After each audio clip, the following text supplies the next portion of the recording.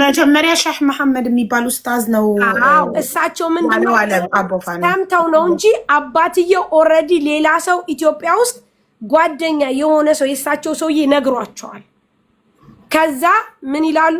ልጄ አልሞተችም፣ እባካችሁ ልጄን እፈልጋለሁ፣ ልጄ በህይወት አለች፣ ማን ነግሮኛል? ጓደኛ ነግሮኛል ብለው ሲሉ እሺ ብለን ስንጠይቅ፣ ደላላ ስንጠይቅ፣ ማንንም ስንጠይቅ እንዳየሹ የተለየ አስከሬን የተለየ ሰው እያመጡ ሲጫወቱብን ከረሙ።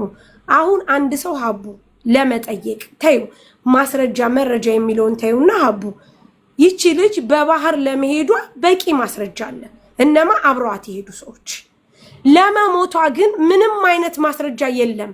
ይህንን መጠየቅ አይቻልም ከይቅርታ ጋር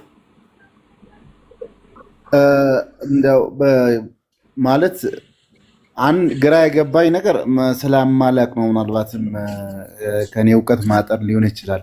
በደላላ ካለችበት ሀገር ወደ ኢትዮጵያ ነው ደላላው ሊልክ ገንዘብ ተቀብሎ እንትን ያደረጋት። ምናልባት ከዚህ ወደዛ ሆኖ ማቀው ስለሆነ ብዬ ነው። ከሳውዲ ቅድም እንደነገርኩ ወደ የመን ህጋዊ ሆና ወደ ሳውዲ አረቢያ ለመመለስ እህታችን በሳውዲ አረቢያ ነዋሪ ነበረች። በየመን በኩል ወደ ኢትዮጵያ በህገወጥ መንገድ እየተመለሰች እያለ ነው። ወደ ኢትዮጵያ የምትመለስበት ምክንያት ደግሞ በህጋዊ መንገድ ወደ ሳውዲ ለመመለስ እና ህጋዊ ሆና ህይወቷን ለመቀጠል ነው። ከሳውዲ ወደ ኢትዮጵያ የሚያስገባት ደላላ ነው፣ ህገወጥ ደላላ። እሱ ነው ያገታት ነው።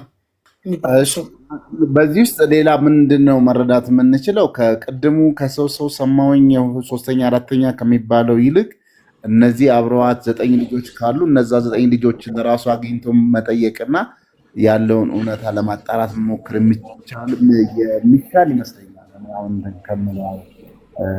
አሁን ነገረኝ እንደዛ ሆነ ከሚባል አብረዋት በዚህ በህገ ወጥ ለመውጣት እንትን ያሉ 9ኙ ያለው የነሱ ይቀርባል እውነት ማለት ነው። ስለዚህ እነሱን አንድ የምናገኝበትና እነሱን የምንጠይቅበት ሁኔታ መፍጠር። ሁለተኛ ደላላው የላካት ደላላ ኢትዮጵያዊ ነው ወይ? እሱንስ ማግኘት አይቻልም ወይ? ሀቡ ልጁ የላከው ደላላ አበሻ ነው። እነዚህ ልጆች ደግሞ ከገጠር ልጅ ቪዲዮ ከሰራው ውጪ ሀቡ እንግዲህ አስቢ፣ ምንም አይነት መረጃ ሳይኖረው ከ500,000 በላይ ፎሎወርስ ኖሮት ያለ መረጃ ሞታለሽ ብሎ ተናግሯል። እሱንም መጠየቅ አለብን። የገጠር ልጅ የሚባለው ልጅም ሼር አድርጉለት። የመጀመሪያው ጉዳዩ የሚጀምረው ሲጀመር ከሱ ነው። ምክንያቱም እሱ ነው ለመጀመሪያ ጊዜ ሞቷን አናውንስ ያደረገው። ሚዲያ ላይ መጥቶ ሞቷን አናውንስ አንድ ነገር ወጥተሽ ሚዲያ ላይ ቪዲዮ ስትሰሪ ሳሪ መረጃ ያስፈልግሻል። ለምን ትጠየቁበታለሽ? ከየት አምጥተሽ ነው ይሄንን ማለት መጥተሽ የሆነ ሰው ሞቷል ብለሽ ስታወሪ ማን ነገረሽ? ከየት አመጣሽ? ማስረጃ አለሽ የሚል ጥያቄ ያስከትላል አይደል?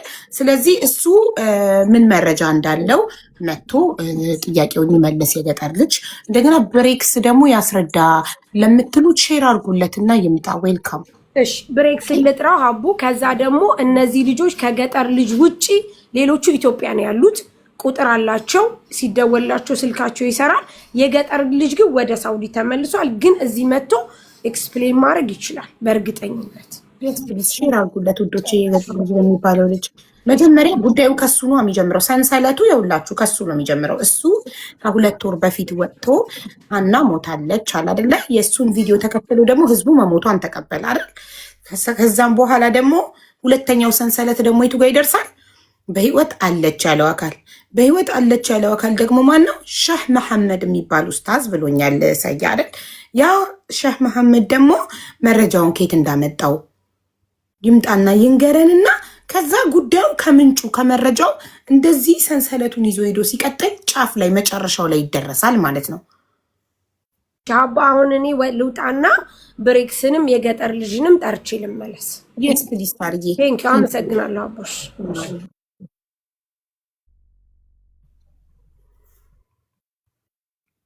እና የሀያትን ሰያ አላገኘከውም? የሀያትን ስልክ ስልጤ ክልል ያለችው ስልጤ ዞን አለች ያልከኝ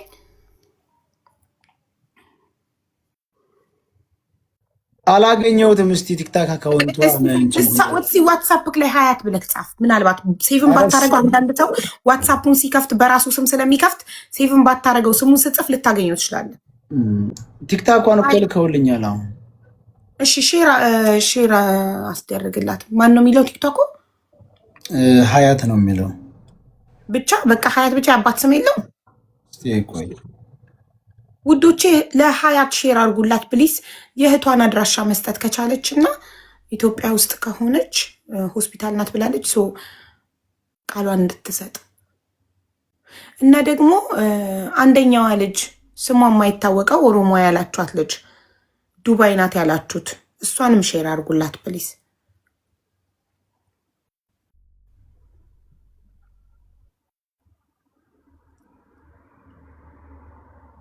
ቁጥራቸው ቢኖር ዳይሬክትሊ ዋትሳፕ ላይ ቮይስ አድርገን እንድንጠራቸው ጥሩ ነበረ። ሳውዲ ናት። ኦኬ እኮ ሳውዲ ናት ያላችሁት። እሺ የሚያውቃት ሰው የለም? አብሬ ነበርኩኝ ካህን